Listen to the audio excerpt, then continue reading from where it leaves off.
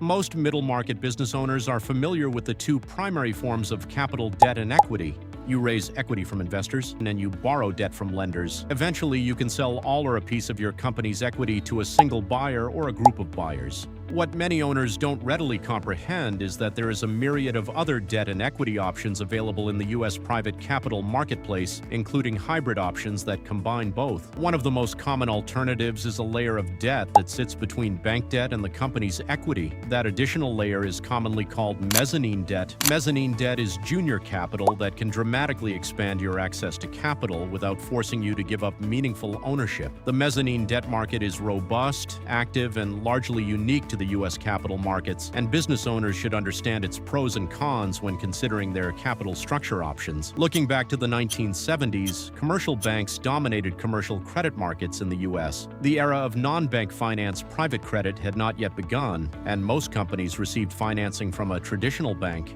Most of the U.S. economy in the 1970s was still driven by manufacturers and industrial companies. The rise of the service sector in the 1980s had massive implications for commercial finance. Service sector companies, including software firms and business services companies, have healthy profit margins and substantial enterprise value, but they do not have fixed assets, large factories, or warehouses of inventory. To traditional lenders, there simply isn't much collateral and no verifiable secondary source of repayment. Enter the innovative genius of the U.S. capital markets. One of the most effective new products was a type of debt structurally subordinate to the senior lender yet secured by company assets and ahead of equity holders in the priority waterfall. This was the dawn of the mezzanine debt era in the 1980s and early 1990s. Centered primarily in Chicago and New York, but branching out to Los Angeles, San Francisco, Boston, and other cities, the market has grown to approximately $250 billion in assets and remains a reliable source of capital for companies and a trusted investment class for institutional investors. To understand mezzanine financing, think of your company's financing as a building, the foundation's senior secured debt, your traditional bank loan or direct lending facility. It gets paid first if something goes wrong and carries the lowest interest rate because it bears the least risk. The top floor equity, the ownership stake. Equity investors get paid last and in return expect the highest return.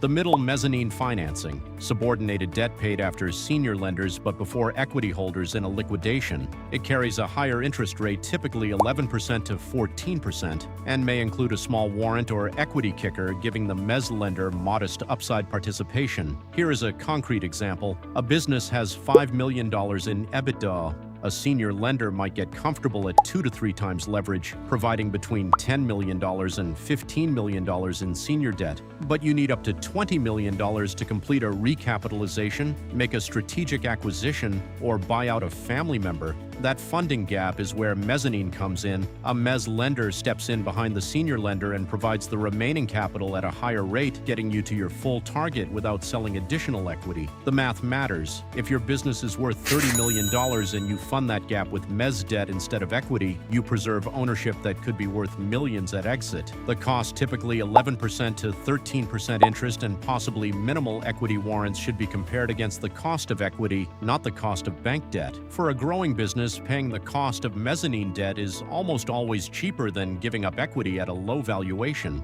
Mezzanine debt is not the right tool for every situation, but it is nearly always worth considering. It is most commonly used in 4 middle market scenarios. Acquisitions when a buyer needs more capital than senior debt alone will provide to close a deal.